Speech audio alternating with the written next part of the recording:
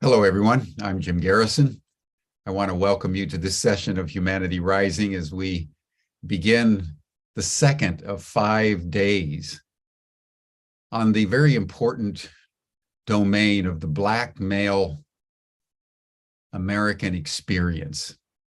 This is part of our larger program that we initiated at the beginning of the year around apology, as we look at the apologies that various people need to receive, apologies that various people need to give, apologies not only to each other, but to our bodies, to the earth, in a spirit of reckoning, in a spirit of honesty and transparency about all the suffering that human beings are causing in the world today, not only to and with each other, but to the larger environment through all kinds of exploitation, racism, despoliation of the environment, such that we have brought the life process on our precious planet to the brink of extinction. There's over 1 million species that are teetering on that brink, with one species going extinct every 20 minutes now. And it's all because we don't understand the most fundamental truth of existence, that we're all one, that we're all interconnected, and that the only true disposition one sentient being to another is compassion and kindness and understanding. So we're going to be developing this program for the next few days, and then as we go through the next several months in conjunction with other programs on Humanity Rising, we're going to deepen our dialogue into the realm of apology, reconciliation, and healing. Before we launch into our program today, let us just simply breathe together. In a moment, you'll hear the sound of a bell. Just breathe in very slowly for about 5.5 seconds, and then you'll hear another bell, and then just breathe out for about 5.5 seconds. This will give you about 5.5 breaths a minute, bringing in 5.5 liters of air. It brings vitality and, most fundamentally, coherence within yourself and with all the people that are joining us today on this broadcast. Thank you, everyone. Let us breathe together, and then we'll begin our program.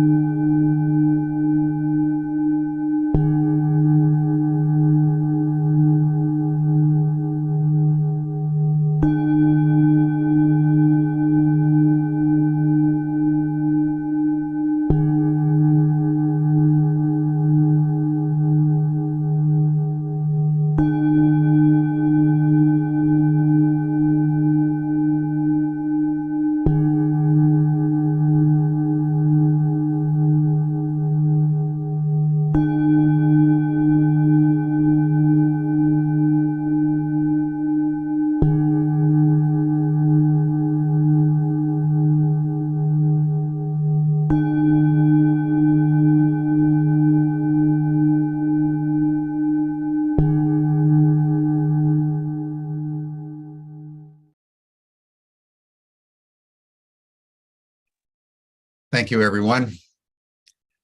As we begin our program, it's worth just noting the brutal killing of Tyre Nichols over the last week, 10 days, that has brought once again the trauma of being Black male in America to the foreground, not only nationally, but internationally in the news. We've been tracking the responses of the police department. We've been tracking the comments around the world as people contemplate what this means. And it's also important in the United States to frame the violence against Black men within the larger frame of the violence that we're doing incessantly to each other all the time. I read just 2 days ago that the number of mass shootings in the United States just since January 1st, we're now at the end of January, in the last 31 days, there have been over 40 mass shootings. There were 648 for 2022.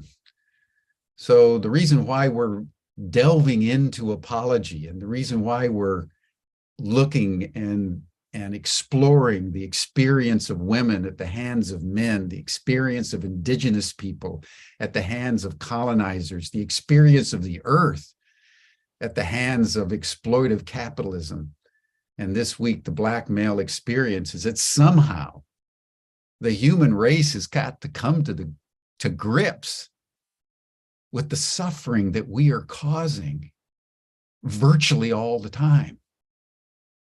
And I don't know the answers. We don't engage in answers much in Humanity Rising. We're very Socratic in the spirit of truth pursued rather than truth possessed.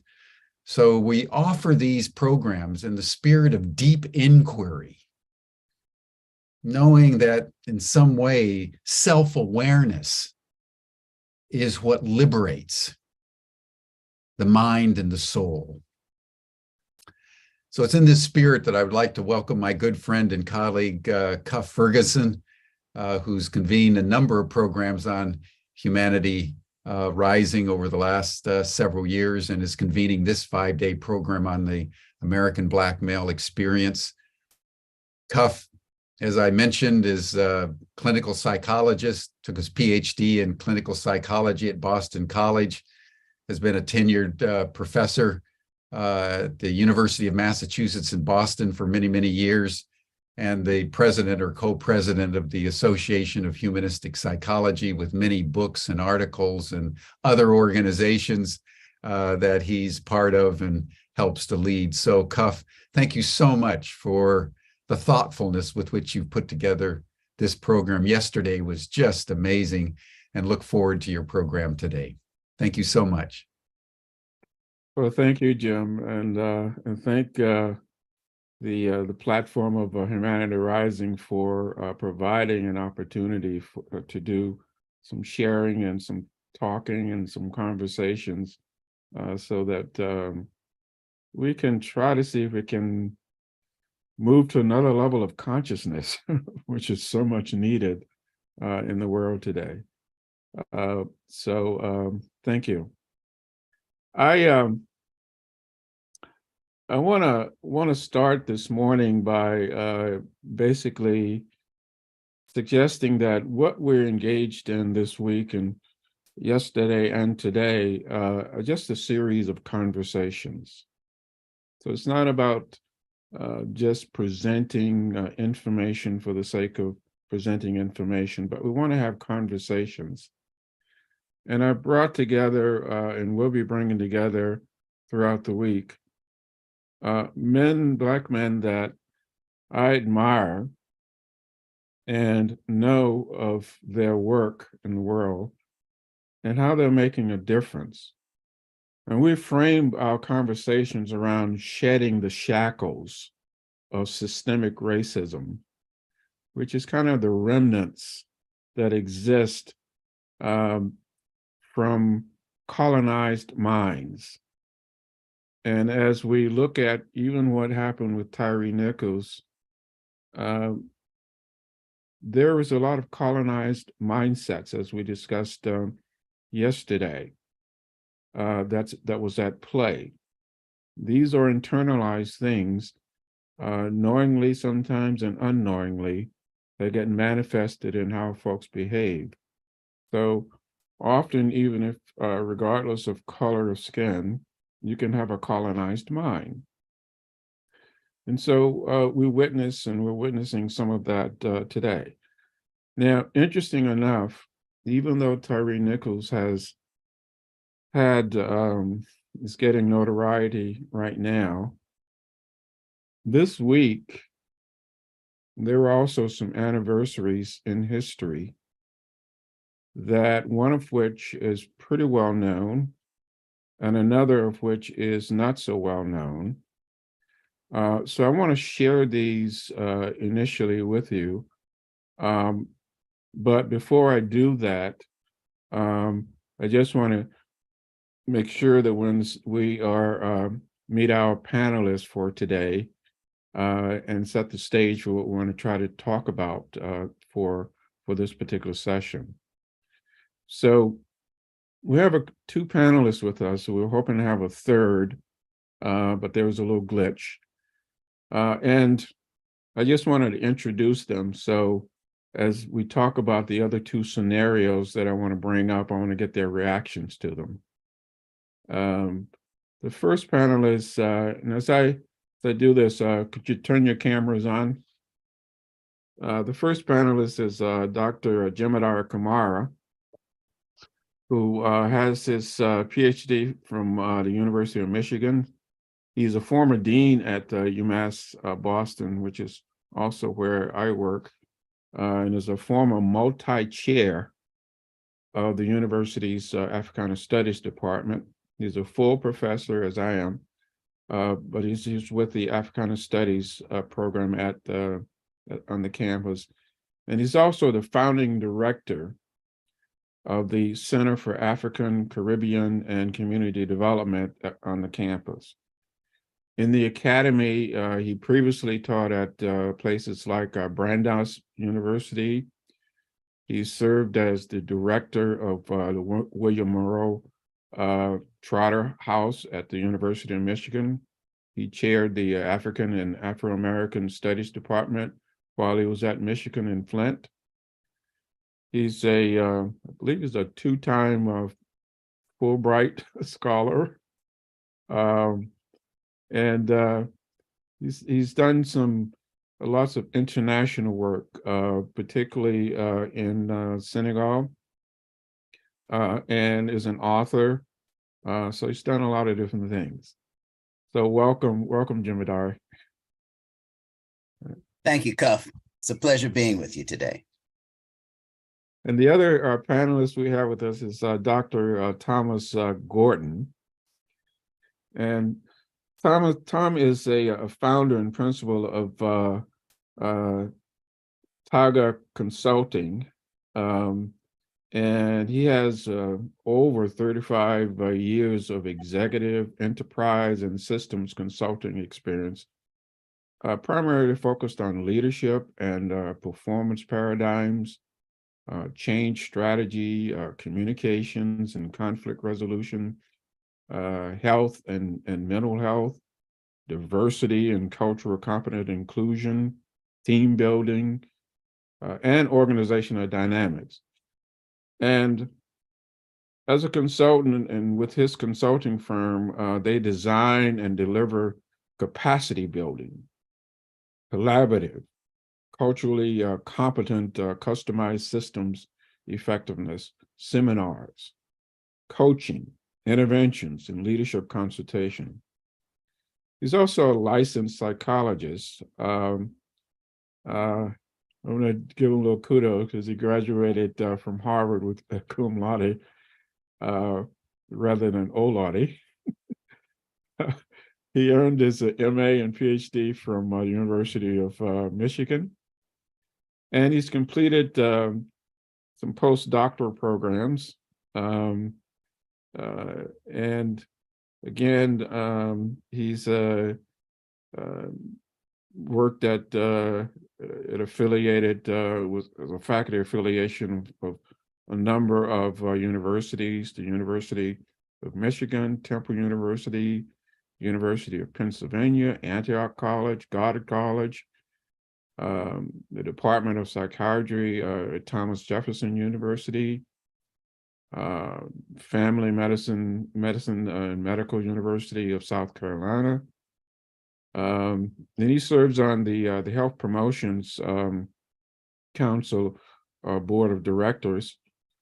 And he also is a past treasurer of the Association of Black Psychologists and an ex-president of its Delaware Valley chapter. I don't think Tom would mind me adding that he's the father of five adults, a grandfather of 9 young children, and describes himself as an avid lifelong learner. Traveled globally and coaches pre-adolescent basketball. Speaks 2 languages, 3 languages actually: English, Spanish, and Swahili. Plays a saxophone. I play a clarinet. And he mentors a lot of business and social science professionals. So welcome, Tom. Good to be here. Thank you. All right. So we're going to have a conversation with each other. And before we do this, I just wanted to highlight a couple of other historic things that actually has happened. One happened actually yesterday, which we all kind of know about. And another happened that we don't know too much about. So I'm going to share those, get your reactions, and then we'll take off on our conversation. So on January 30th, 1956, 1 month after the beginning of the Montgomery bus boycott, the home of Dr. Martin Luther King was bombed while his wife, Coretta, and 7-week-old daughter, Yolanda, and a neighbor were inside. And that's the well-known incident. The front of the house was damaged, but no one was injured. And at the time, Dr. King was speaking at a large meeting when he learned about the bombing. And so he rushed home to find a large crowd gathered outside, some carrying weapons and prepared to take action in his defense. And the crowd cheered at Dr. King's arrival, and the mayor and the police commissioner urged the crowd to sort of remain calm and promised the bombing would be fully investigated. So Dr. King confirmed that his family was safe and then addressed an anxious and angry crowd. Now, this was yesterday, 1956, and a Black man, Dr. Martin Luther King. So that was a well-known incident. Now, there's another incident that occurred today, January 31st, and it was a murder, another murder of a Black man. His name was Lewis Allen, and he was murdered for speaking out in Liberty, Mississippi.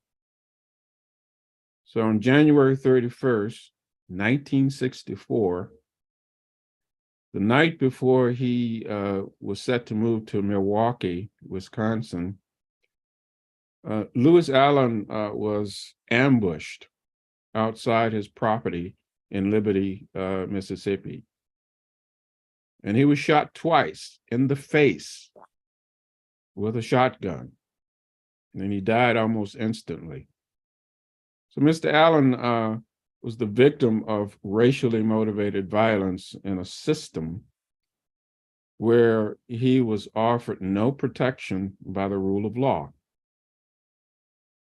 And several years before, I believe in September of 1961, a local white state legislator named E.H. Hurst had shot and killed a man by the name of Herbert Lee in Amity County, Mississippi, at a cotton gin in front of several eyewitnesses. And Mr. Lee, and this the connections will come about as I explain this. Mr. Lee was a member of the Amity County, Mississippi NACP, and worked with Bob Moses of the Student Nonviolent Coordinating Committee, or most people know it as SNCC, on voter registration, on a voter registration drive. And so Mr. Allen actually, Lewis Allen was actually one of the witnesses. So he witnessed that murder and was initially coerced into saying that Mr. Hurst had killed Mr. Lee in self-defense.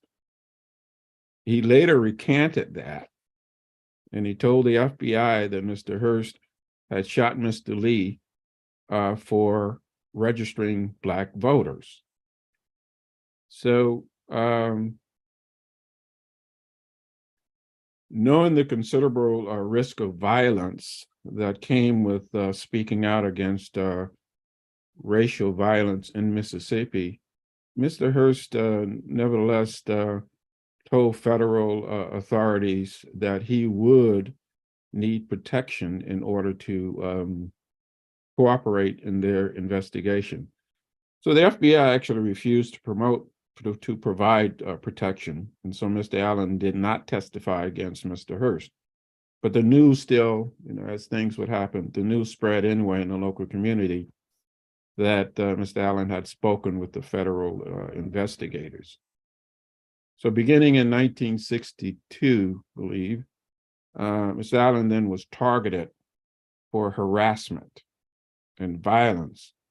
So local white residents cut off business to his logging company. He was jailed on false charges.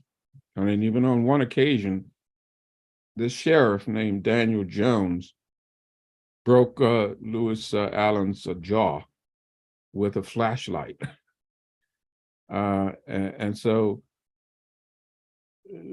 one of the things about Sheriff Jones is that he was a high-ranking local Klansman, and was also all of this stuff. Lewis Allen was filed a complaint. He testified before a federal grand jury regarding the abuse he suffered at the hands of Sheriff Jones. But again, as would happen in those days, his claims were dismissed. And so by 1964, Lewis Allen had resigned himself to leaving Mississippi for his own safety. And that's when he was shot. So I'm sharing both of these stories. One was well known, one was not so well known, even though I got a little bit of headlines, but it was not so well known. And so I'm sharing it as a way to provide some generational perspective around things that have happened. And so I just wanted to get your reactions to those two storylines.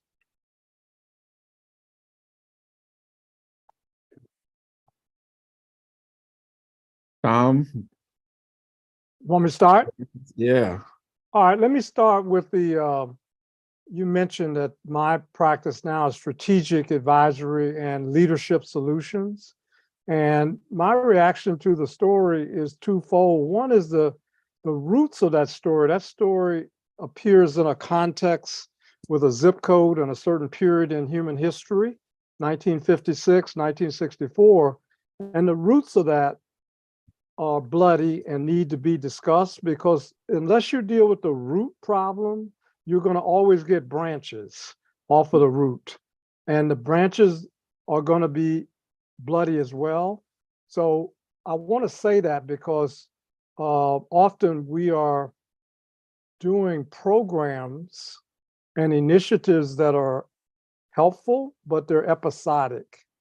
And what's really needed now with the partnership with white allies is not apologies per se, but strategic commitments so that things begin to be looked at in terms of root causes and root rectifications and repair and healing to bring forward and manifest the consciousness and compassion that Jim opened with when he opened the program, so that these are not hollow words.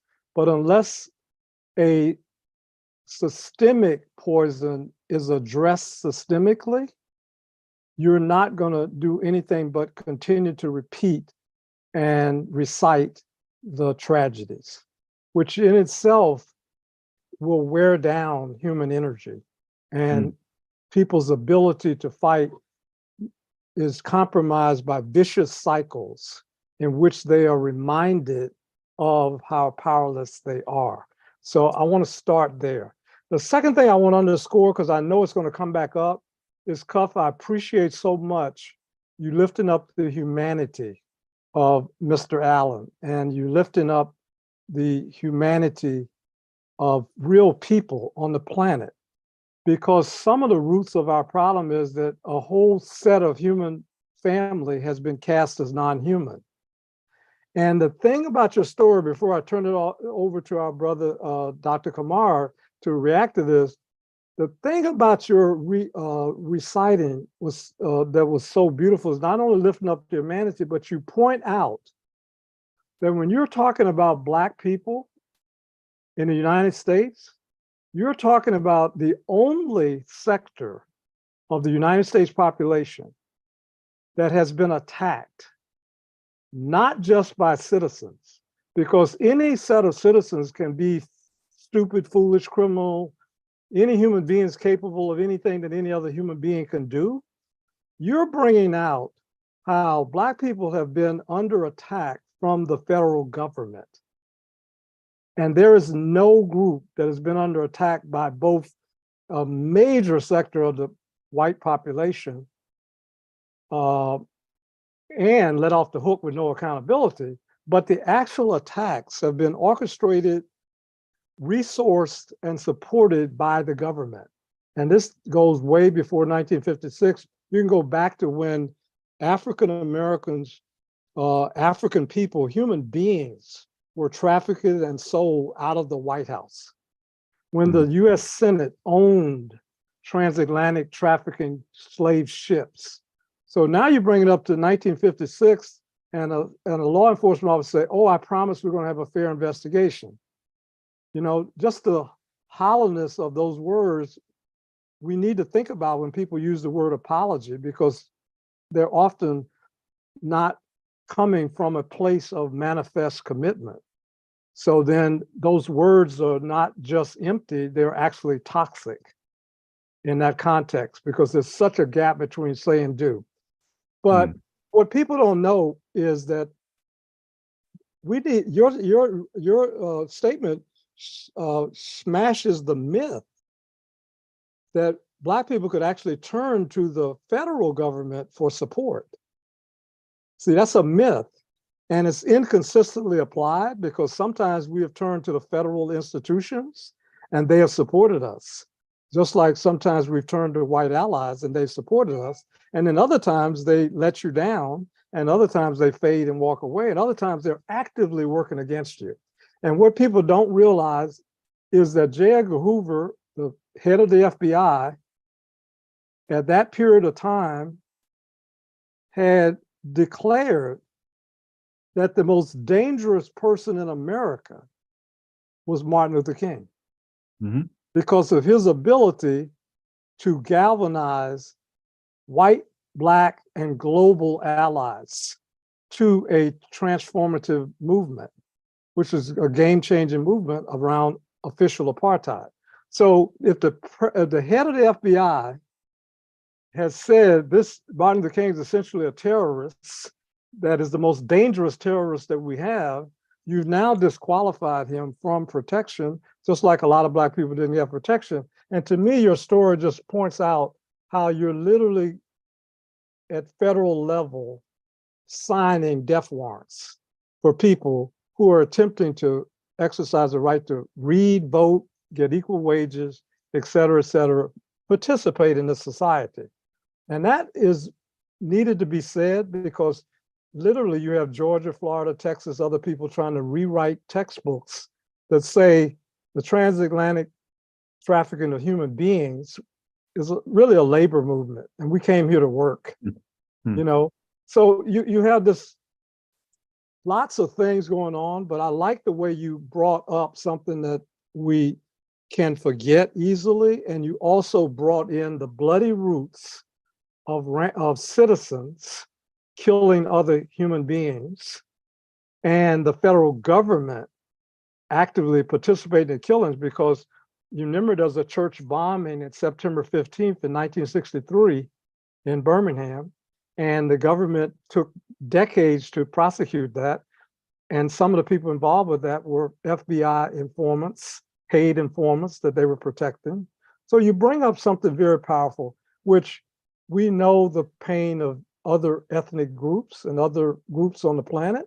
So there's no pain tournament that we have to, do a pain Olympics, but you have to tell the truth. No group has come to America and had the federal government attack them consistently every decade.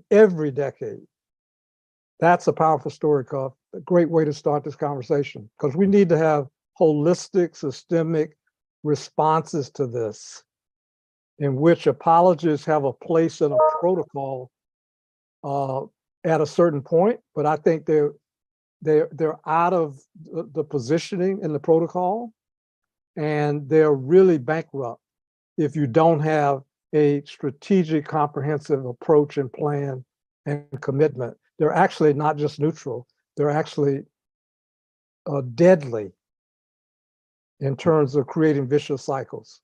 So, Dr. Kamar, you got the baton, but I like the leadership of the Memphis police chief, which you don't see in law enforcement. And that's why I'm bringing in leadership solutions. The FBI didn't have leadership protecting Black people. That was their agenda, to make sure that this movement was herky-jerky, compromised, diluted, and the appearance of neutrality is a myth. Law enforcement has never been neutral with Black people, never. If you go back to the roots of law enforcement, they go back to so-called slave patrols. Okay. Wow. Okay. Jim Badar, you want to add on to what Tom is talking about? If we could just go into what Tom was talking about, we'll be here till tomorrow. The depth of that. Thank you, Tom. I really appreciate you responding in that way. And particularly because of the systemic framework within which you placed your response. I'm very glad you did that. Because my initial response was more visceral and personal. When you talked about the incidents, Cuff, I could not help but to reflect on a personal set of experiences. During the 1940s, I'm from Detroit, and my father was the executive secretary of the NAACP in Detroit. And on more than one occasion, they were called upon, and this has been told to me, I was too young to really understand what was going on, but they were called upon to assist other branches of the NAACP in facilitating the transit of persons from other chapters in the country to safety. And as I grew older, I came to understand the importance and, in fact, the very progressive and radical work that the NAACP played for more than half a century. We don't, in many cases, think of the NAACP as a radical organization or so forth, but the work that they did was absolutely radical and life-saving. And as a national organization, they had a network that was able to connect people in our local communities in ways we otherwise would not have been able to be connected. And there are communities in our country that have served unique roles. Places like communities in Baldwin County, Michigan. Most people don't know that, where that is, what it is. It's a small town there called Idlewild. Idlewild served as a really a kind of summering community for many of the Blacks from either Chicago or Detroit area, Michigan. But it was a small Black controlled space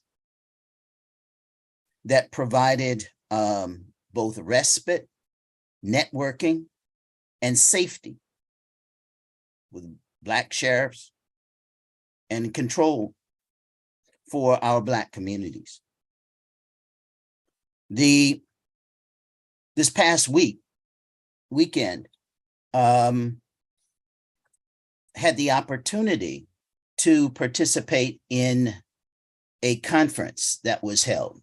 I'm sorry I hadn't had more information earlier about it, but it was called the Bob Moses Conference. And this is the annual conference now being led by the SNCC, the group you referred to, the Student Nonviolent Coordinating Committee. And the members of this group who have digitized much of their activity over the years, they now have a location where community members and students can come and become more informed about the kind of incidents that you're talking about. And the focus of the conference this weekend was about the relationship of our movement to the carceral state. And it began in a framework and a set of references that discussed the nature of Reconstruction. And they talked about slavery by another name. You know, there's a volume that has been written about this that talks about the post-Reconstruction period and what happened, the rise of Jim Crow and Black codes and so forth. And how did that actually happen? And what were the implications of that established a de facto reality that becomes de jure by Plessy.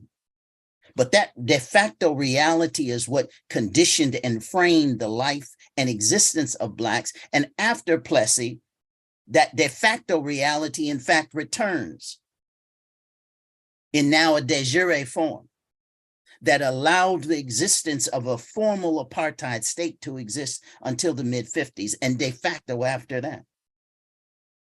And the incidents to which you refer are simply the replication of the use of violence by the state that goes back a century. And the transformations in which we engaged in our struggle for humanity, engaging the society legislatively through litigation, formalized in '64 with the Civil Rights Act, and then in '65 with the Voting Rights Act. Whenever I am engaging, in fact, with my students, what I suggest to them is that the Civil Rights Act of 1964 allows us to return as a community to where we were in 1866, which in fact is the first Civil Rights Act in this country. It took us 100 years to get back to where we were in the name of progress. What kind of progress is that? It's the replication of these systems that were imposed of oppression by a white settler colonial state. I mean, that's what this is. We got to call it what it is. As we, we participated in this conference, and there are a number of volumes now being written, excellent work by people like Margaret Burnham, who are doing essentially reviving cold cases, going to cases like you referred to, and in engaging them through the forms of litigation and research and analysis, lifting that up, doing healing with those families, many of whom don't even fully understand the truth because it was buried so deeply. And in the families don't even want to discuss some of that, some of them. That kind of healing that has to go on. In the construction of our society is a dialectic. What we looked at in Memphis. People say, well, how could Black police do this to another Black man? And they have him on the ground saying, bro, give me your hand, and then tasing him, doing the pepper spray on him. Bro, give me your hand. What is that? What is kind of internalization has occurred? But it's the same kind of internalization that happens with whites, with the internalization of a sense of superiority. In this case, you have these Black officers who clearly have internalized a sense of rage and oppression.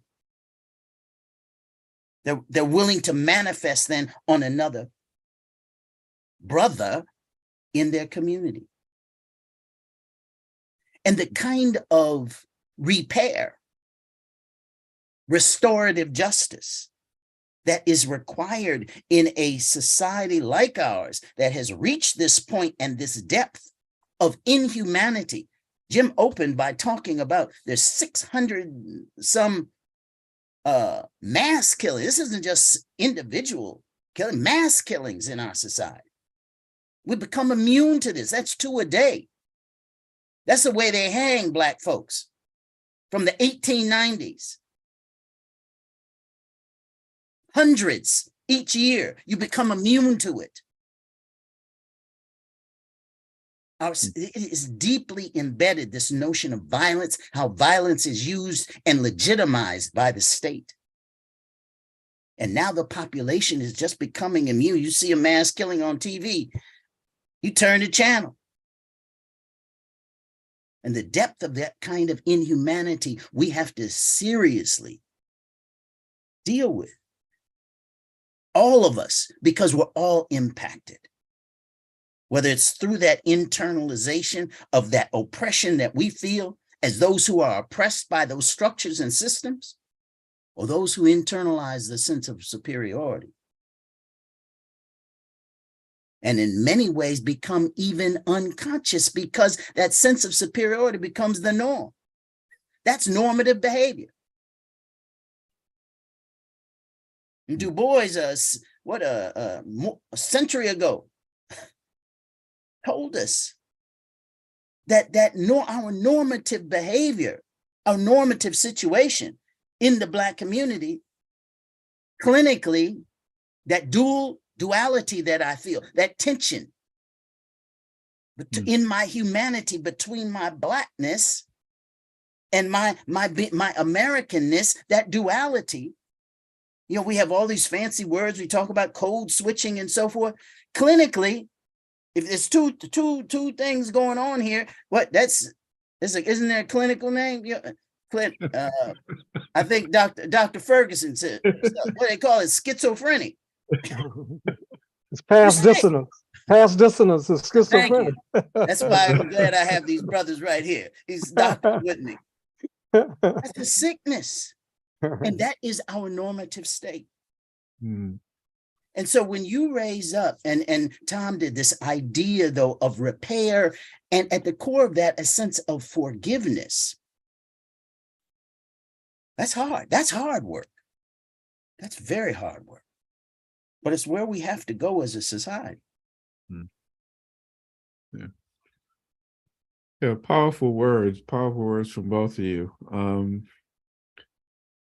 I'm struck by, a couple of things, and I can go in a number of different directions with this, but there are a couple of things that's occurring to me that I want to do a little deeper dive into and get your responses to. One of them has to do with something that we've been calling, and I kept hearing it, is systemic cycles. Systemic cycles. Like, we've been here before. Right. We've done this before.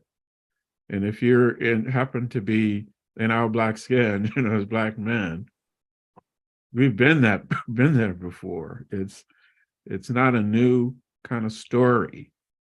Sometimes it surfaces as if it's a new story, when it's a recycling of a systemic thing that's going on and on. And I want to see if you can say, both of you, to say a little bit more about systemic cycles and how deeply embedded they are in the psyche of this culture. And if we can't deal with that, then those systemic cycles are going to continue, because it's really embedded, as you were talking about it, Jemadari,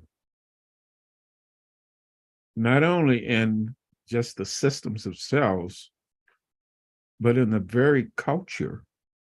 Mm-hmm. And culture is something which is really interesting. Culture is not something that you kind of think about that much. It's like, that's just the way we are. That's just the way we behave. These are scripts that people kind of embrace and follow without necessarily questioning them. So I want to get your thoughts about these systemic cycles.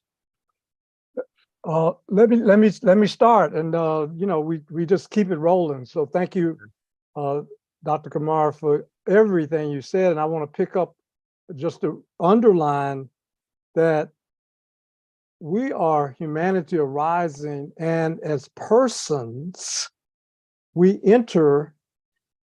have these staggered entries at different points and appear as little people. You're too little to know your name, your language, your identity, your culture, the rules, etc.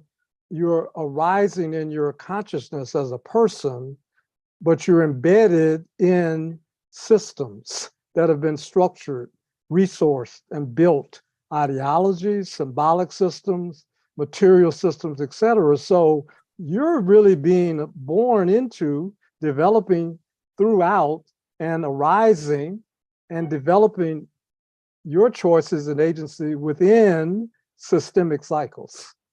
So this isn't something that you get away from. This is what it means to be human. Now, what it means to be human also is to make patterns, so that you can actually have some simplification and some imagination about things that are not yet present, how to adjust and live and survive, understanding patterns. So we discover and also make new patterns. This again is why if I had a megaphone and short pants, I'd run up and down this talk like a cheerleader to say, when are we going to start actually inspecting what's going on so we can see the patterns? Because the only people that think this is episodic and doesn't connect are the people that's not connecting dots or studying patterns. We would have never allowed this in finance. We would never allow this in medicine. All psychology deals with personal histories or community audits and assessments. So really our white allies need to be getting some Black people in rooms so we can say we're going to do some strategic thinking, some strategic inspections. We're going to do the audits to get the data to see that we got systemic cycles here. This is why, again, The people that can really help you aren't the ones announcing apologies. They're the ones getting into the work that Dr. Gamar is talking about. This is real work, to put a mirror in front of yourself and say, it's not only violent. Let me clarify something. My earlier comments had to do with the scale up of transatlantic trafficking of human beings, sponsored by the federal government, Black people. Now, violence isn't unique to Black people. We've committed it to each other, and white people have been violent with each other, and they set up the model of settler colonialism in these United States with indigenous people. Mhm. So let's be clear, it's popped up in the chat, people want to make a connection. You're absolutely right about the violence. I was just making a note about what happened to people that now are getting cast in 2023 as worker labor immigrants, and they're suppressing our right to vote, et cetera. So you can see there's been a special investment in disqualifying Black people that goes back to, since we got captured and brought here, which wasn't 1619, by the way. The Spanish and Portuguese, and before that, the Arabs were doing this, but the Arabs weren't transporting them to what is now the United States. The Spanish brought Africans to the United States in 1525. And there's documented resistance of all of that. So there's undocumented resistance. My point is, indigenous people, white people have suffered violence, but you talk about people that were kidnapped and captured and brought here, and then their reconstruction is smashed. And all the things that Dr. Gamara talked about, people don't know how radical the NAACP was.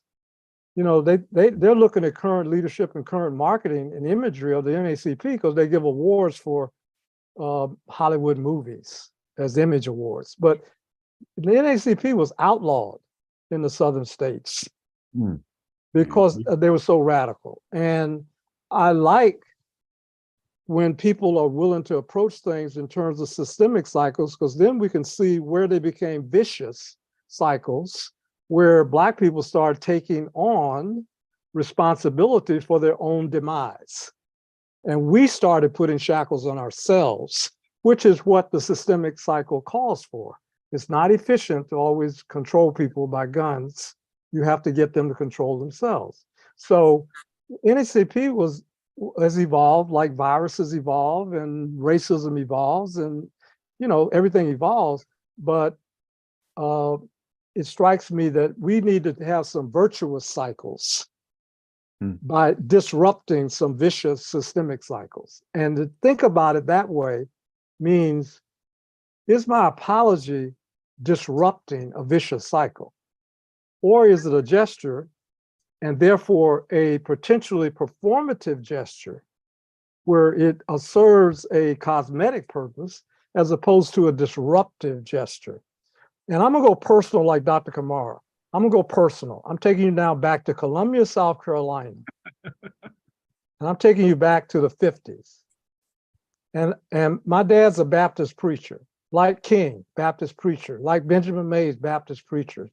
A lot of preachers. The church was a central hub for a lot of Black life, from birth to death, and all the political life. And Dr. Kamara's comments made me think of this story.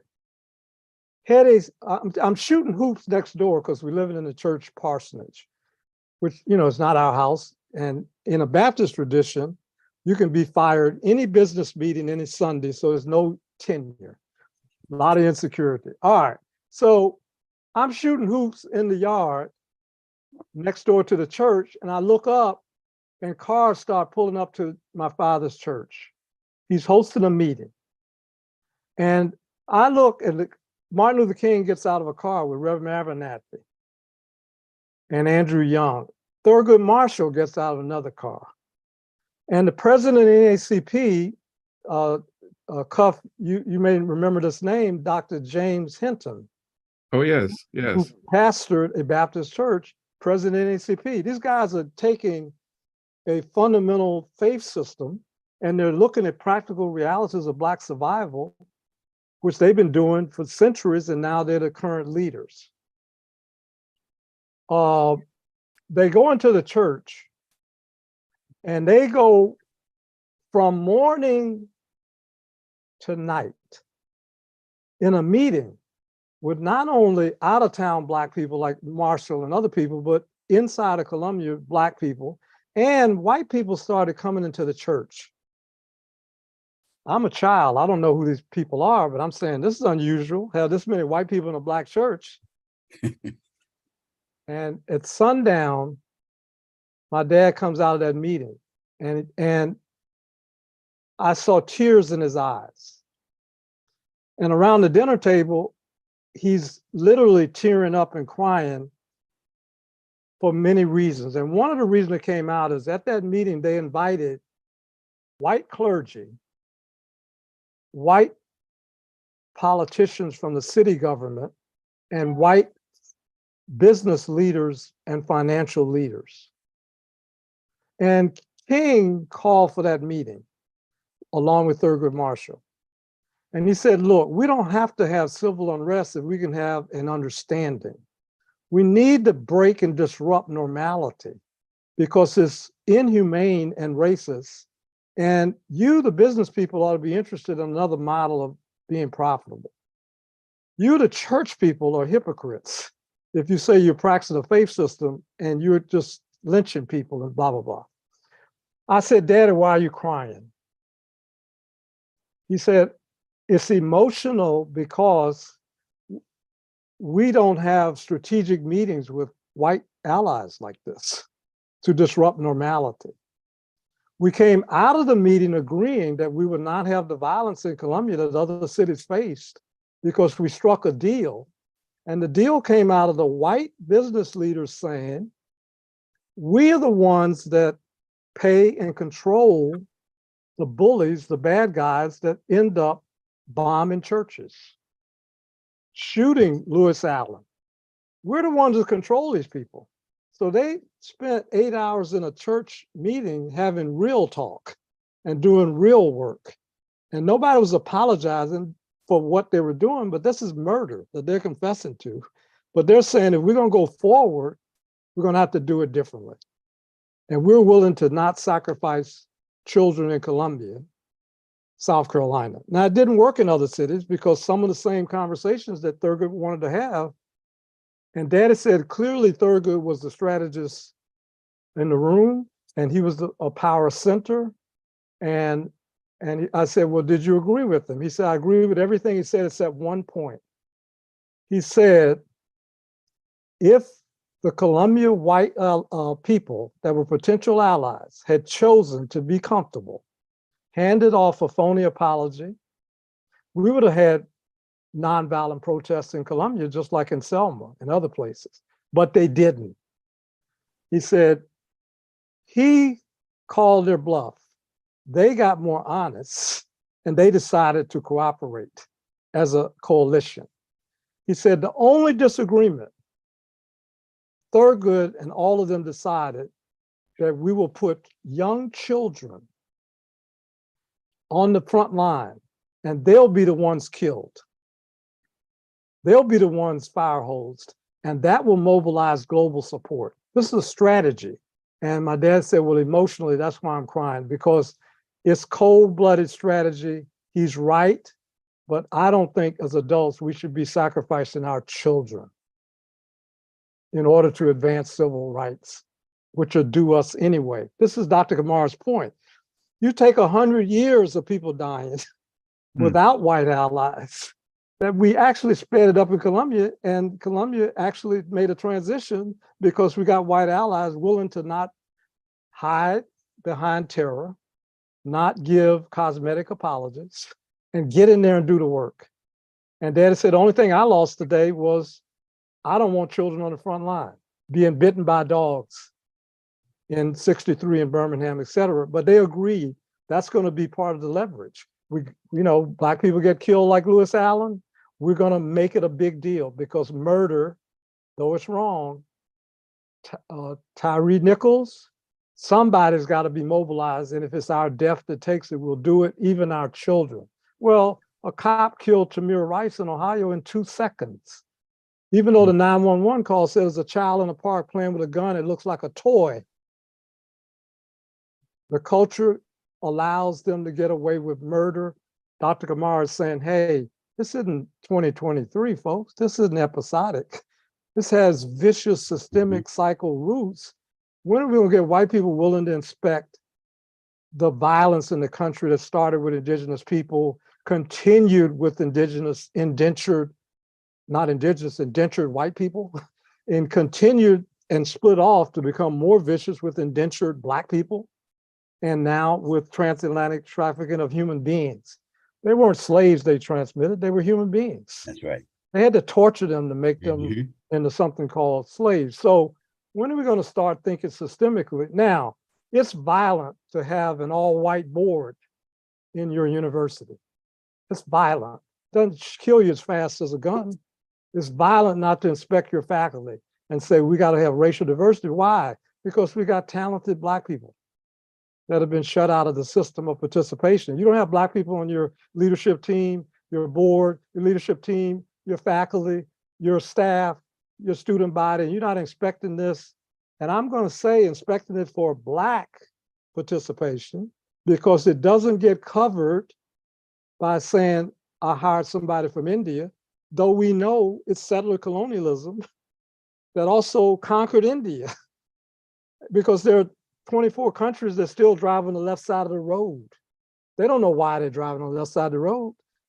You look at British colonialism, you understand why they're driving on the left side of the road in the Bahamas. So we know this violence thing is destroying the whole planet. And some of the cultures that understood it best have been killed off or marginalized. Dr. Kamar's point is, let's stop trying to put a episodic Band-Aid on this. Your point, Cuff, is we got to have systemic responses to match the energy of systemic poisonous cycles. Totally agree. And my personal story is Dr. Hinton was in there. They came after him after that meeting. Somebody heard about it. They put a gun at his head in his house. They got him on the phone and they said, we have a gun at your head of your son, his only son. He talked to his son on the phone. Son said, they got a gun at my mouth. He said, well, they got a gun at my mouth. And all they were asking him to do is stop being a faith system believer, a NACP person pushing for equal citizenship. Just drop it. Hinton says to the man, do you believe in anything other than killing me? The guy said, I believe in Jesus Christ. Hinton says, well, let me pray before you shoot me, because I'm not stopping. And you're going to shoot my son, and we'll both be dead. But this is not going to stop, because this is built on a lie. We're human beings. And if you believe in God, and I do too, just let me pray before you pull the trigger. And Hinton, after that meeting with Thurgood Marshall that I'm talking about, I'm shooting hoops, is now challenged with his life and the life of his son. And this is what Dr. Kamara just did. He said, let's make this personal. And it just turns out that the people who are in the humanistic psychology sometimes start with the person, but they don't extend and say, well, let's go systemic. Dr. Kamara and I, we say, go systemic, let's go personal. It's like, let's play the music, let's do the work. Hinton saying, shoot me, but I'm going to pray first. And the guy said, well, go ahead. This is the last prayer you make.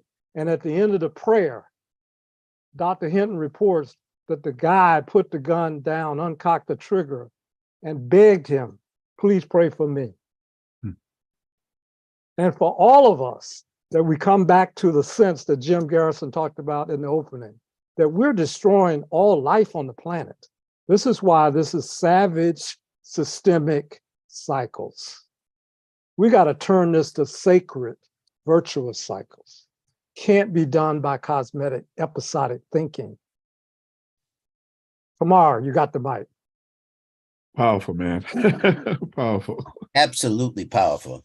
And I really, really appreciate you making it personal, because it is. It is. What you there were some comments in the chat here, and several of them referred us to parallels or questions regarding South Africa. and the global context of the conditions of which we speak. And what you addressed was a concrete example of the manifestation of the truth and reconciliation process. That's exactly what that was. And as you know, in many places in the world, Argentina, Chile, South Africa, other places, they've had this truth and reconciliation set of commissions. But one of the dynamics that has been found that was omitted from the process was the intersection between truth and reconciliation. At that crossroads is the necessity for repair. And that repair begins with forgiveness, but requires a manifestation of itself in the reality of both the personal and the systemic. Absolutely. In referencing our situation, there has been a challenge put forward to our contemporary condition with regard to the manifestation of where we are in the whether there is or we can make manifest the third reconstruction. Commonly, the civil rights movement has been referred to as the second reconstruction. But I would suggest that at this moment, we are not at the point of a third reconstruction. It indeed is a challenge for our society as humanity, but we are confronting this paradigm that has existed from the very beginning of this society, and certainly with the implementation of the period of Reconstruction. And where we really are is in a period of that second post-Reconstruction. Mm-hmm. And the question is whether in this confrontation at the personal and or systemic level, we will be able to meet that challenge of transformation, of forgiveness, and real repair that could propel us to a third reconstruction. Whether, in fact, we are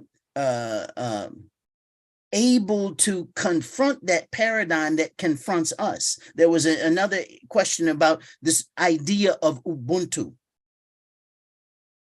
Ubuntu represents this clash of a paradigmatic way, a way of viewing the world, of who we are. The idea that I am because we are, as opposed to a worldview that says, I think, therefore I am. The individual orientation, as opposed to my existence is inextricably related to who we are. It's a different worldview. And in this confrontation and this challenge, at this point of this second reconstruction, can we actually challenge the values that are at the core of this system that has produced this structure of colonization, whether it's in Haiti or in New Hampshire, the system of colonization. And I'm glad our brother Alex on top has joined Alex in here. Because Alex, I know, can take us to a better understanding of this specifically in relationship to those struggles internationally and the direct connection. Yeah. Certainly in our community to those struggles of the Haitian community, both in Haiti and its implication for us here. But it is still part of this systemic set of relationships and the challenge to that system, which is where we are. And we've not answered the question whether we can meet that yet. And I'm so glad, Tom, you raised that the context of that challenge and the manifestation of it in the form of this kind of truth and the reconciliation in that micro example. Can we reproduce that now and then deal with the repair and the healing that's required? So let Cuff, I me, think you may want to bring yeah, Alex in here. yeah. So let me bring Alex into the conversation. Welcome, Alex. This is Alex Kantav, and he's a senior program officer at W.E. Kellogg Foundation. Works in partnership with Latin America and the Caribbean team there in Mexico City, and responsible for identifying and nurturing a lot of positive and systemic changes within the communities. So welcome, Alex. I'm glad you're able to join the conversation. Thank you so much. I'm This so is sorry. this is kind of like having our brothers get together and just talking Thank you among so very themselves much. about some important issues that's affecting Black folks around the globe, and particularly Black men. So we know that you've done a whole lot of work in Haiti, and can provide some kind of global perspective around all of this. So I want to bring you into this conversation. We've been talking about systemic cycles and how they get replicated, and how an apology is just not an apology, whether or not it's does it have a disruptive. Tom, I really loved your concept of disruptive apology. And then Jim Adara was bringing in the whole idea of truth and reconciliation. But the thing that's been left out of those conversations is the issue of repair. So you want to chime into that kind of conversation? Sure. No, I come in as Jamadari was talking about in the Ubuntu, and clearly this understanding of I am because we are. And just to jump in that conversation, particularly with regard to truth and reconciliation, reparation, justice and equity, there's also the case of Rwanda with the system that they use, which is the, I don't know, I'm going to get it wrong, is the Kachacha, which was after the genocide. Because to have a situation like the genocide in Rwanda, as it is with systemic injustice and structural violence, it takes not just a group, it takes an entire community, and sometimes the complicity of a society. Then you have to reconcile. That society has to heal and reconcile and be held accountable. So Jamanai, when you talk about the Ubuntu, the Shasha was kind of a community justice, where you bring in everybody in the neighborhood, in the community, and say you're all either victim or perpetrator. But you have to coexist. How do you then coexist? So bringing that idea and saying, how do you coexist? Which means you have to accept wrongdoing, and then you have to compensate it for wrongdoing, which is reparation. So that process, from the international perspective, when you look at what's happening in Haiti, when we fail to do that, circle of violence persists. And I think we're seeing that, which is really, in a way, the legacies of colonialism and slavery that created class division based on whether it's on social, economic, and systemic racism. Failing to address that, those divisions, then and again, you look at the case of Haiti, where they're both internal pressure or issues and external issues. But there are times when we internalize systemic violence and structural racism and classism, where we become, in a way, enemies to ourselves. Because when you look at what's happening in Haiti today, or even, the case with Ty Nichols, you have to ask yourself, how do we perpetuate this violence against ourselves? And we see it, in neighborhoods here, but we see it in places like Haiti. We see it in the continent of Africa. As those kind of going back to your point, Cuff, about the internalization of systemic racism, structural violence, and how do we then repair? I'm not sure that's making sense. So the question is, how do we then repair? How do we heal from that? Let me push one other thing that's keeps surfacing in my mind, and I just wanted to explore this because this is something that sometimes gets where we get stuck, both from an external perspective, but also from inside the Black community perspective.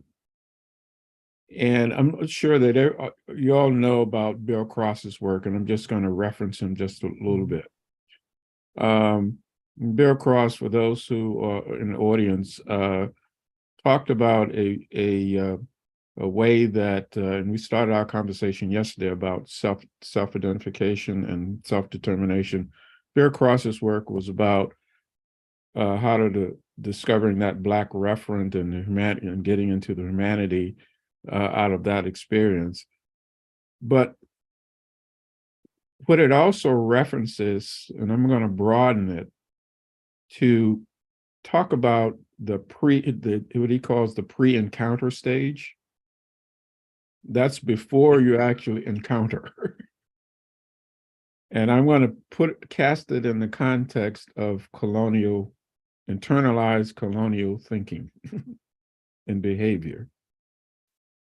So the question then is, if we have this, whether or not you're white or Black or Asian or Asian, if folks are still in some kind of pre-encounter mindset, pre-encounter consciousness, they haven't actually encountered what it really means inside to question things that they've internalized. They're now kind of acting out of that internalization, but it's in a pre-encounter kind of consciousness. And then out of that, we may get then the kind of violence, because pre-encounter consciousness leads to a lot of objectification. So you make people into objects.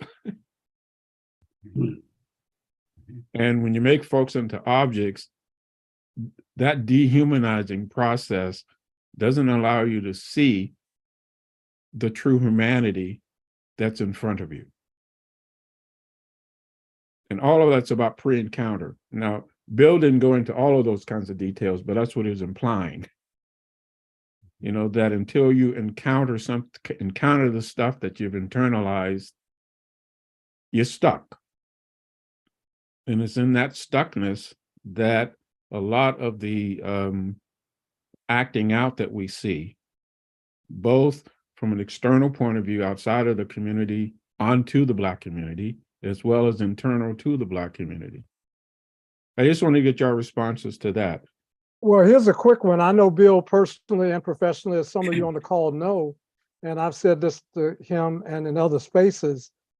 You don't need the scaffolding of his model. It's too linear. It's not systemic to get to your point, which is a lot of people are complicit with their own destruction. Yes. So you're born into that environment. It's not like pre-encounter is a linear stage you go through.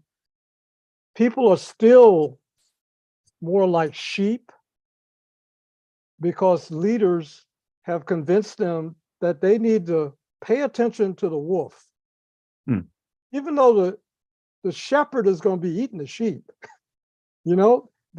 So it's not a linear solution that's going to get us out of this trap. Okay. You have to think systemically, not linearly. This is not something that, just think about it, the first 10 years of your life, you don't even know who's supporting you. There's a whole society that's could either kill you, because you're Black, or somebody's protecting you to keep you from being killed, like Tamir Rice and like kids in Haiti, or you just pick any zip code. This is a global problem. So Jim's opening is right. The more you drift off of understanding how interdependent and connected we are, you're going to see symptoms. And the fact that somebody isn't subjectively conscious of it is an interesting sidebar fact. It's a grace note, but that's not the music. The music is the Haitian Revolution is a Black revolution that challenges colonialism in these Americas. And in 1800, they won. And they outlawed slavery. And they've been challenged ever since, including Haitian was made to pay reparations. Right. To 6 European countries, and we're not taught that in school. Just like African countries now are paying reparations, 15 of them to France. We're not taught that.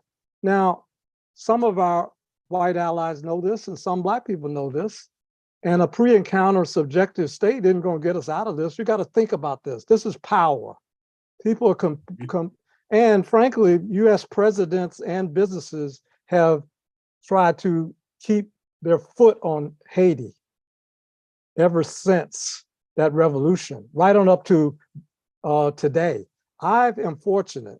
I'm coming out of Columbia, South Carolina in the era of lynching, official apartheid. I'm at the back of the bus, but I have been in strategic rooms with global corporations where some of the discussion, if I weren't in that room, they would have dumped some of their chemical toxic waste in Haiti. Why? Because they can do it and get away with it. There's no accountability. So what I want to add to Dr. Kamara's point and Dr. Cantave's point about they're bringing this up, yes, we need a ideological, philosophical system as a North Star, like Ubuntu. So when Dr. Hinton is telling, shoot my son, kill me, I know who I am. He's not using the word Ubuntu, but it's the same concept that Jim is using. He's not using the word. Dr. Kamara introduced it and somebody introduced in the chat. We may use different words for the same ideological grounding. Now, we got to stop talking cosmetics and go toward really this healing. That's the part that's being left out. That's what Dr. Kamara brought up. You cannot have healing if you're just talking about the wound. Even if you bring in the stakeholders, the perpetrators and the victims, you're still just talking about the wound unless you talk about justice, which is about accountability. It's about balance. That's the scales of justice. That emblem of justice goes back to ancient Nile Valley civilizations, which at that time were Black, though Arabs took over that part of the world in 640 AD. The point is, what's left out in South Africa? Justice and accountability.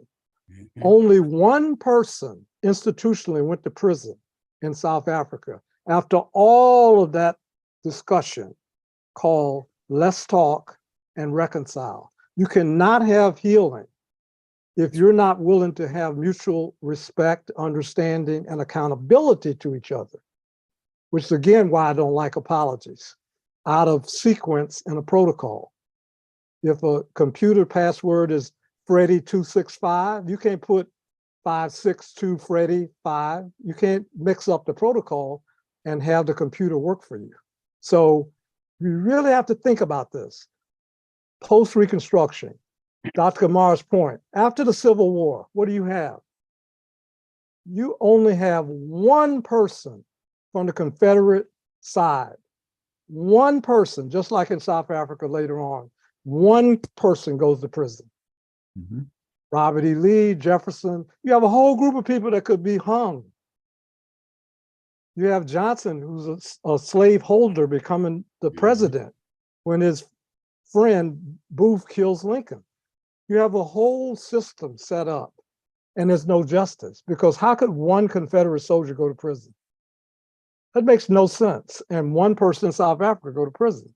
So I'm not saying prison is the only solution for justice, but I'm saying they left out justice. When you say truth and reconciliation and you don't put in justice and repair, you are setting up a formula that's going to create a what? What did we just say? A systemic cycle in which you live with the power, and now you become saved. Salvation for the insulated is what my friend Peter J. Harris, the poet, wrote a book called The Black Man of Happiness, song again. Salvation for the insulated. Conscience dehydrated. Salvation for the insulated. That's what that is. You got to have justice and healing as a part of every conversation, including if you really don't believe in racism, then how can you have an all-white organization at the leadership? You can't do it. You either have to believe that talent and foolishness are widely distributed in all groups in the human family, and let's go find some talent, and not hold on to a mistake that other people made just because it was made a long time ago. You know, that doesn't make any sense. You're either against racism and you believe in oneness and Ubuntu, let's go find this talent. And if you can't find it and you're rolling all white and you're 2023, then you got to ask yourself, where's my truth, justice, reconciliation, healing, mindset, and commitment? Now, you can find some Black people to work with you on that. You got a shot.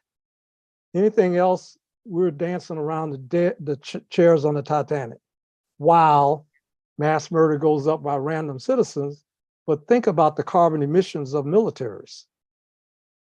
Think about what it takes to intervene in Ukraine and Yemen and Palestine. You know, you just think about this.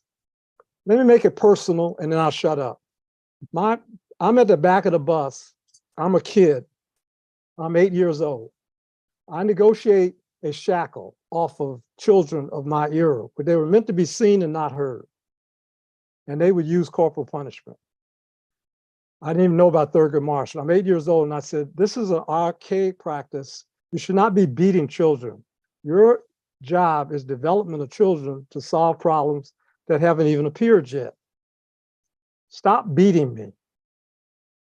Because in the Baptist church, when you turn 7, you can go up to be baptized. You're supposed to know right from wrong. I use that as a framework to say, if I know right from wrong, don't beat me. And after a deal was struck, I couldn't get a class action lawsuit to stop all beatings for all children in my community, which is what I argued. But I got one for me. And in shopping downtown, the protocol of racial deference is you have to wait on all white families to be finished before the clerk waits on you. And after waiting 2 hours, I'm finally waited on to get some shoes, and some more white people come in. And now I'm ditched by the clerk, and I say that's not fair. I'm 8. My mother hits me so hard, I almost went unconscious. Covenant broken. Now, I'm in psychology today to deal with that depression of 8 years old, because I had to heal myself. Because I'm saying at some point, I heard her story, which is I beat you so that they wouldn't kill us. And I know the law wouldn't protect us. One of the ways my dad solved that depression was not through meds. He took a personal loan out that took him 12 years to pay it back. And he took me and my brother around the world in an era in which everybody called him schizophrenic and crazy because it has no practical value. He's saying, my kid is in the back of the bus now, lynching now. There's a world that's going to come in which this lie is going to crumble. And I want him to see who built those pyramids. And so everywhere we went, he's teaching history that's not taught in school. So we are personal, community, neighborhood, societal, and global citizens. And when I came back to the back of the bus, I was a global citizen because I understood who had invented mathematics, religion, astronomy. Black people, calculus, Pythagoras. When I did geometry, I knew who invented geometry. So it's a disruption of my normality. And that's what leadership is. That's what my dad was doing. At the same time, he's in the room with Marshall talking about civil rights and demonstration. You got to be thinking about how do we disrupt toxic normality and serve Ubuntu, you want to call it, or our common human destiny. Well, Take the mic, brothers. Take the mic, because Tom, I'm you can lay out some stuff there that I mean, I'm looking at the time and I'm going, I don't want to stop. I just making it personal because it's systemic and personal. We just try to leave out the systemic. You ain't never seen a person without a systems to support them. Why are we doing this? Let's keep it all in the mix. And I'm saying my dad had to make a decision, take all that abuse from every Black person. And he did that trip 12 times. And he took maids and butlers and janitors with doctors and lawyers to say the class divide in the Black community has got to heal. And we're going to use travel. Well, suppose we had a university that said, we're going to partner with HBCUs and we're going to make sure that kids get to see the whole world. That's a disruption. On a personal note, I wish your dad had taken me. This is in the interest of transparency. Tom and I were in the same high school. Tom was a year ahead of me at our high school, and we both graduated first in our classes.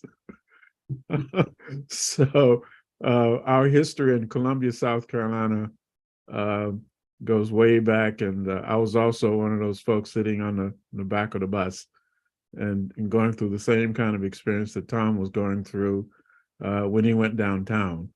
So and we saw all of the signs. We saw these signs colored white when we went to try to get a drink of water at a water fountain.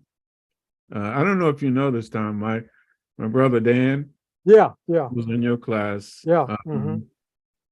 Got arrested 3 times, because he was picketing. Well, he was like one of the sit-in people in Orangeburg. Right. In Orangeburg, in the sit-ins, exactly. 30 seconds on Cuff.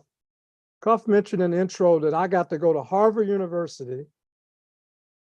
And the reason is 3 white men came to the high school that he and I went to, and they were representing 25 to 30 universities. And they said what Dr. Kamara said. They said the American Revolution, the Civil War, the destruction of Reconstruction after the Civil War, this civil rights movement is the second attempt at Reconstruction. We're representing 25 universities that want to create a pipeline. We're going through every Southern state and looking for talent. We got to go a little further to look for it, but we're not going to just take rich kids who are white. We're going to look for some talent, and we're going to keep doing it. And you're going to have a shot. And 12 kids got invited to the room. And I lost the opportunity to speak at graduation, and I was the top student, nobody even a close second. Because I spoke up and said, the 12 people invited to this room are 12 Black students. They're talented, they're hardworking, and they're making good grades. But where's Karoy Ferguson? Where are the kids that don't have college professor or teacher parents? This is classism suboptimizing our opportunity to be leaders on a global stage. And for that, I got punished. And 12 of those kids, only 3 of us decided to even take the challenge. And I got shot at, acid poured on me, lots of destructive things happening just to take the college board exams that were part of a 12-part gauntlet that we had to go through in order to get a shot. So I'm sitting there thinking, as Harvard reads my score on the SATs, they don't know I'm stuck in a room already been shot at. I could have been killed. Acid thrown at me, and the adults at the space are trying to intimidate me that they're going to kill me or my family if I come take the test. Now they're going to look at my objective score along with everybody else so they understand the bloody roots of this. Well, Cuff wasn't in that room, and that's wrong. And it has a lot to do with Black people doing what Dr. Kantavi said, which is we end up complicit with our own destruction. And I don't call them pre-conscious. I didn't let Cross off the hook. I'm saying this isn't pre-consciousness. No, this is orchestrated ignorance and complicity with a power dynamic that's systemic, not pre-conscious. It requires you to be unconscious. The dissonance in your mind would drive you to drink. So, Cuff, you needed to be in that room. You're the top student in your class. How come you're not in that room? It's only because somebody said you're not a teacher's kid. That's wrong. Now, Well, we're going to have truth, yeah, in all honesty, what reconciliation. happened basically was that whether you know it or not, then the next year I got called in the room. Well, my But voice wasn't in vain. even though I got called in the room, when I saw how much it costs to go to Bowdoin College, which is where I ended up, I literally got up and walked out.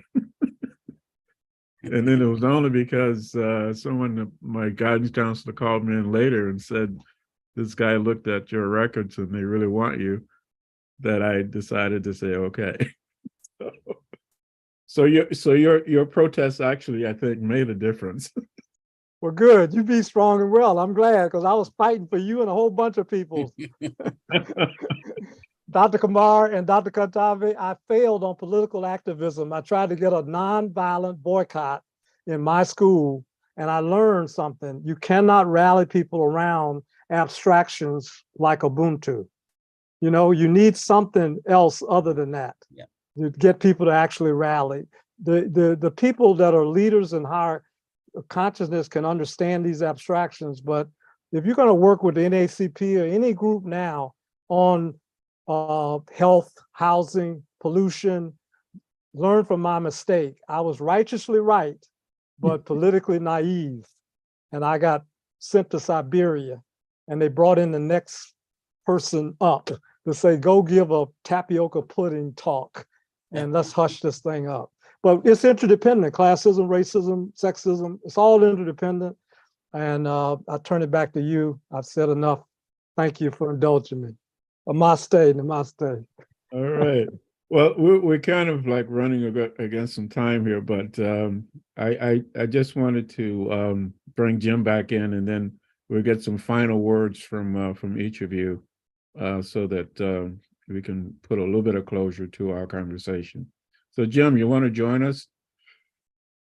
Well, gentlemen, this has been very, very powerful. I just want to thank all of you for the depth with which you've engaged in this subject. And, the comment that you made, Jamadari, really struck me, that the crossroads between truth and reconciliation is repair.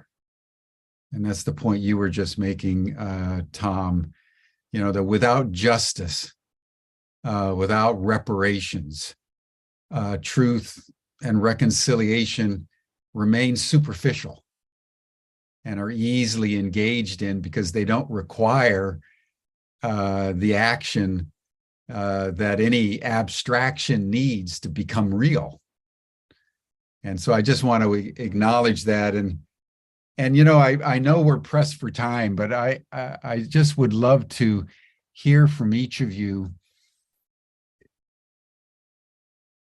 what apology or what reparations would truly, deeply mean if they were done in the spirit of repair. Because I think in this country, we are now descending into a deeper abyss of hatred and racism and sexism and xenophobia, the like of which we haven't been in some time. And so how we make real what it is that you guys are talking about feels to me to be one of the deepest issues of our time. And we've been talking about it in Humanity Rising as apology. How do we just acknowledge what we're doing to one another? And I would welcome, as we're closing here, just to hear what apology or reparations would mean to you in a kind of a holistic, just way, so that we can contemplate that as we close out the session. Let me speak to that. In Boston, which is where I am now with Cuff specifically, we have put forward, we being a group of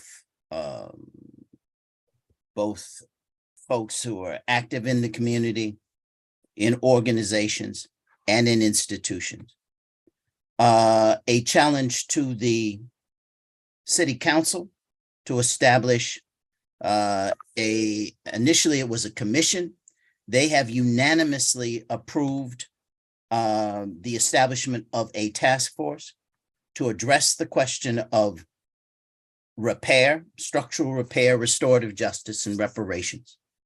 That would be given a life of about 2 years to come forward with concrete proposals and recommendations to deal with the issue. What do I personally see that looking like? The question that Reverend Gordon had spoken about, and I could only say, sit in the amen corner in your church, Reverend Gordon. There is a balance.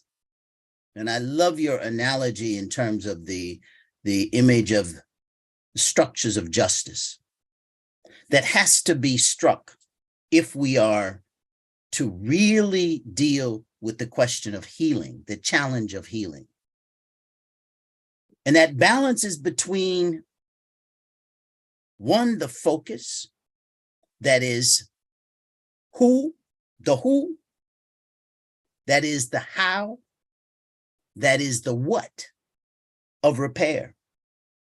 Because there's a question about, with regard to who are we talking about? People of African descent in this country are the ones in whose name this has been raised. And so too have many of these struggles that we've talked about been named with regard to the unresolved contradictions of race and slavery that existed in this country. And African Americans have to be addressed. However, the systemic racism that has become manifest here, as we've been talking about, is a dialectic.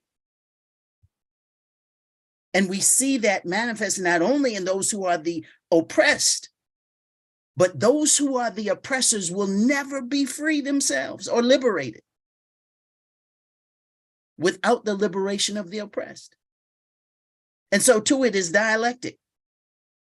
So that injustice has to be dealt with structurally and systemically. We have to deal with institutions in this society as well as individual repair. There's a balance between the individuals whose lineage goes back to slavery and whose people were done this injustice, have to receive material repair. We're talking about money.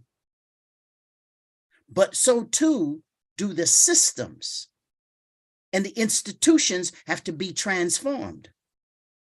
It's not just about money, but it's not just about feel-good words without material reward. Tom just talked about you can't organize people and not talk about transformation of the material condition. It's not either or, it is both and. And as we consider this question of repair, it's not just the healing of the injustice of whites who created a construct that even the conversation is framed in black and white. This is not just black and white. There are those who have emigrated to this country post-slavery, whose condition also has to be addressed. Just because their boat might have stopped in Barbados or St. Kitts or Jamaica or Haiti before it got to Virginia, or the first state that in fact legalized slavery, which is Massachusetts, not Georgia. Georgia was last. So we have to strike this balance in that process between the individual and the institutional transformation, the healing that has to repair politically, economically, and the transfer of wealth. Some have estimated in the latest report, Doherty's report, $14 trillion for openers. Yeah, that number will wake you up. 14 trillion. Okay, well, some would suggest, well, that's okay because we don't need it all by the end of the year. We can do this over time. But it's not just the US either that's involved, right? How much has Haiti paid to France already? And I thought they won. I thought reparation was, if I win, you pay me. How come I wound up paying you for 100 years? And the Dutch and the Portuguese and the Spanish, we talk about complicity. It's global complicity in this. And the dynamic of that which accrued in those states that have become developed. So too is that a dialectic, because there are other places that have become underdeveloped.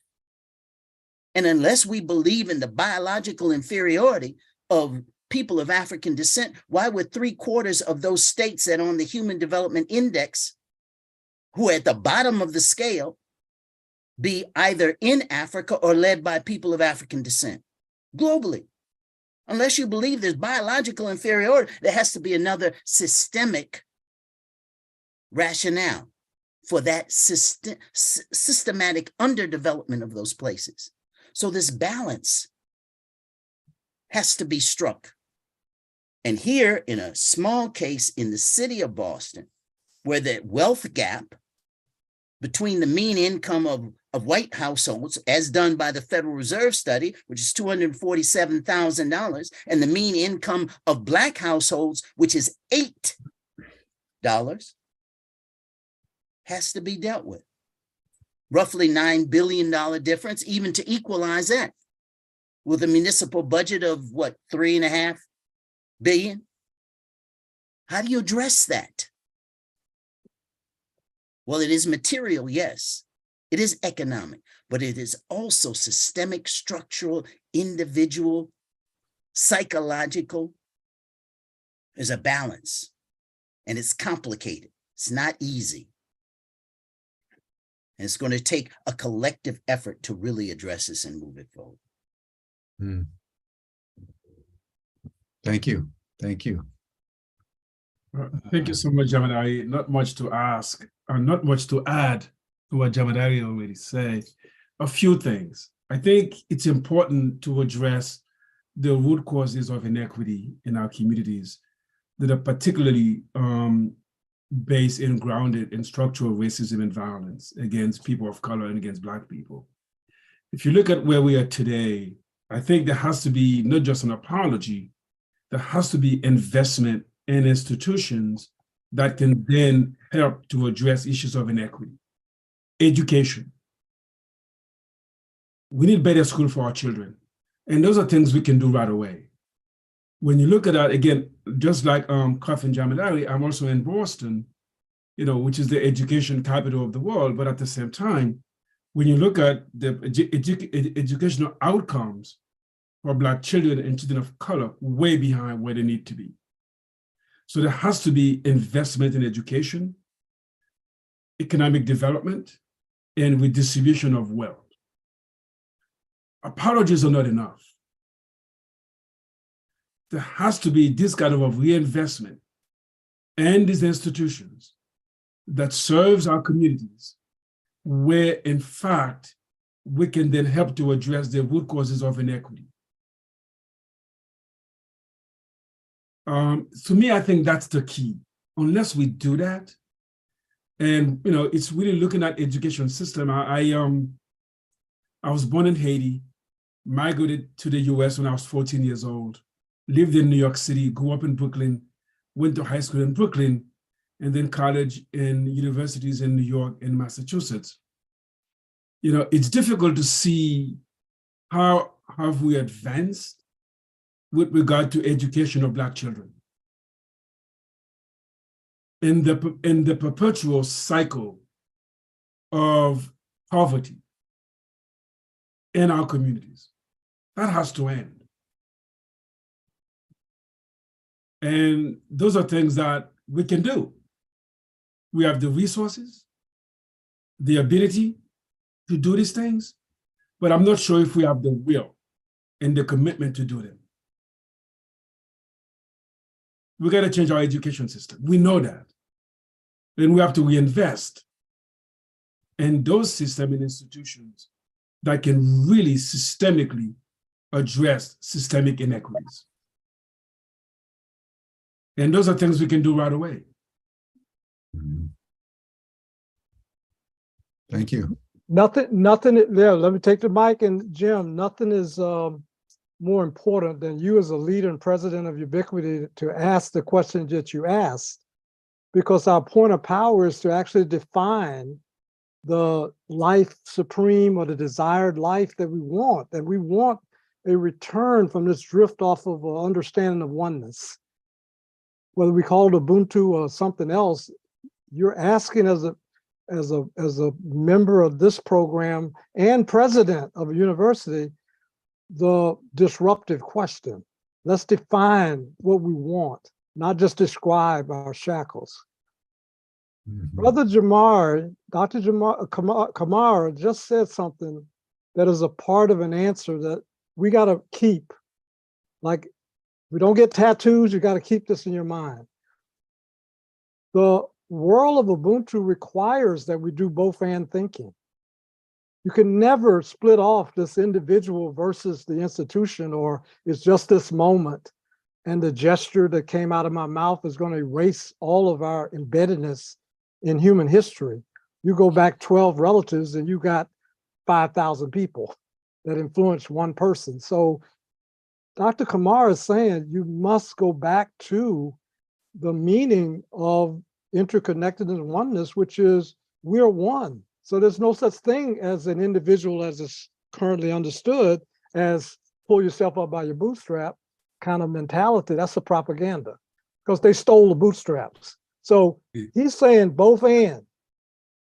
Dr. Cantave is saying, if you really have an ideology, then you know you're working to build institutions that will outlive your personal life. And when I got to Harvard in '63, guess who met me? The dean of Harvard College, the dean of the whole school. And he said, I'm going to be your advisor. Shut the door. I'm going to tell you why. And it's like he spoke Dr. Cantave's words. He said, you know what? Because of me and some other white people, we pulled together 30 universities. That's why you saw our representatives in your high school. That's just dealing with the pipeline of talent. We've got to deal with institutional re-empowerment. That means we as Harvard got to have this mirror self-reflection. Slave labor built Harvard University. And lots of universities now having these internal audits, Georgetown, Brown, why not Ubiquity? But the dean of Harvard said, we've got to partner with historically Black colleges. We've got to beef up their understanding, their curriculum, their capabilities so that their students don't have to come in to the graduate universities limping or doubtful. So I will cut you this deal, Tom Gordon. If you let me mentor you, I'll show you how to win at Harvard, not just get admitted. Because a lot of people don't think you belong here. I think you do. I'm going to mentor you. And when you graduate, shake my hand across that stage, I'm going to retire because I still got 30 more years of my career. And I'm going to dedicate myself to what Dr. Cantave just said. I'm going to be working with Black colleges or institutions as partners. Now you think about that. Ubiquity could think about what partners do we have now and get into a strategic conversation built off of the trust that you've been a part of these programs. Take it off a program and build that into energy to think strategic, have Black people in those discussions. And now your pregnant question today is full of lots of questions to get asked because Black and white people don't talk like this as allies about institution building. And think about it, it's beyond universities because you're talking about community re-empowerment, because every institution sits embedded in various neighborhoods and communities. So now you've got a different thinking, partnership, and mutual accountability. And that's what human beings are called to do now, not just belch and give gestures. That's just adding nothing that's carbon neutral. That's just polluting air. We got to actually say, wow, Ubiquity set up Humanity Rising. We got a global audience. That's a disruptive intervention, but it's not programmatic to stand still. Every time, Jim, you're a part of this, it's a cross-racial discussion, and you're learning, just like the people are learning. So you're learning now. Settler colonialism depends on separating individuals from systems and making people believe that myth. Well, that's a myth. Why are we invested in myth making? Why don't we just actually empower some institutions? So I would say, now what that would take is, this is my add-on to what was said. It would take the courage of your convictions to actually say, there is no question or topic or subtopic that we will leave off the table in the interest of sparing somebody's comfort or feelings. I'm saying every time you as president of Ubiquity get together, you got to think about either I'm choosing to be complicit with historical violence that's destroying all of us, or I'm going to disrupt some comfort. And that means from the board down to the janitor, no question off the table. And I think, Cuff, if Black churches were to do this, they'd inspect religion. They'd inspect, that religion is the handmaiden of conquerors. Dr. John Henry Clark said that. You just name the religion and you can look and see that the abolitionists had a special Bible called the Bible for Negroes, where they selectively plucked out the passages that said, obey your master, keep peace, walk in humbleness and tremble in fear, because they didn't believe in our humanity. They were just shocked with the horror of our torture. Well, it's time for white allies to not be perplexed, shocked, guilty, frustrated. Let's get busy doing the work. And so when I graduated from Harvard, I wouldn't have graduated without that advice, because that guy was a mentor to show me how to go through a gauntlet. He started the first conversation saying, I know your high school did not have calculus. You didn't have microscope. You're behind technically, but you're exactly what we need. And I'm going to quit. And he shook my hand. He said, I quit after this graduation. And he did. He stuck to his word and worked with many Black colleges, building up their power, curriculum, and their participation in the wider society. That's the courage of your convictions. The moment calls for it. So that's my answer. Thank you. Well, I'm willing to commit, Tom, to that strategic commitment at Ubiquity, and Cuff, you and I should have a conversation, and we'll report back. I'll report back to you personally, all four of you, on what we're going to do in that domain, because I think this is a worthy challenge. Absolutely, I like that commitment. Worthy challenge. I like that commitment, Jim. It's you deserve it. The planet deserves it. We all deserve some people stepping up and saying, the light's on. I'm moving toward the light. We can all do more. We can all do more. Right. So thank you. Thank you. Cuff, why don't you give us a final word out of this incredible session today, and then tee up tomorrow. Okay. I actually don't have a whole lot to add to I love hearing Tom talk. I mean, I just absolutely love it. He just has a way of phrasing things that kind of cuts through all of the Michigosh and just goes right to the point. I just love the way he talks. But the only thing I was just going to add to the question was I mentioned yesterday that in the process of trying to heal, healing also leaves some scars, and the scars that we've been witnessing through these systemic cycles are the systems, that have gotten constructed. But we also know that there's technology right now, which I'm going to call our consciousness, that can remove scars. And it's in the process of these transformations and getting to that realization of the oneness that has to be transformed into systems thinking, so that what Jemadar is talking about in terms of the both and thinking, that's about removing the scars, removing the systemic scars that have been left behind from the kind of way in which people throughout, in one way or another, been trying to heal.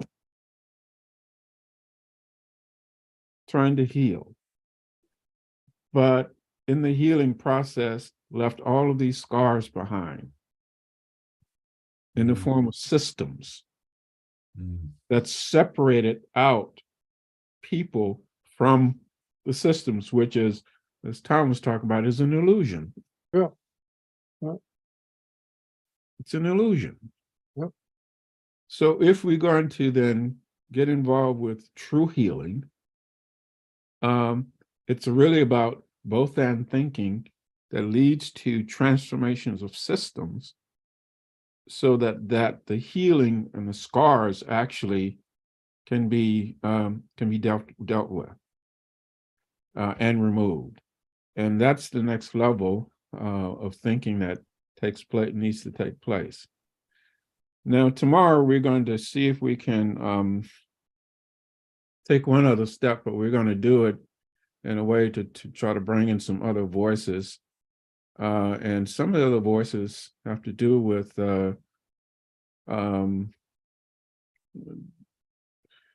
people who actually, there are two of them who are actually in the religious community, and one is in the tech community. And I want to see if I can create a marriage there to see what these brothers have to say about religion. So I'm going to pose a question, for example, to some of them is, okay, what color was Jesus? Now, and I want to see what they want to say about that, because and that's not a new conversation, by the way. That's an old conversation. But we're going to see if we can see if we can put some energy around that and tease some things out, because our dogmas sometimes keep us into the weeds of the scars, that are there and been left systemically. So that's what we're going to try to do tomorrow. Great. Thank you. Wow. Gentlemen. Thank you. Thank you. Thank you. Thank you so much. That'll bring us to a close, everyone. It's been a marvelous 2-hour session today. You're all welcome to the after session chat. You'll see the link in the chat box that Stan has just put in. And then we'll see you tomorrow for the third of 5 sessions on this extraordinarily powerful subject is too small a word, but a vast domain of the experience of the Black American male. It's a key, I think, in some fundamental way to the redemption that we all seek. So we'll see you all tomorrow. Thank you, gentlemen. Thank you. Thank you. And Jim, I hope that we'll be keeping the chat, the comments in the chat. Yeah.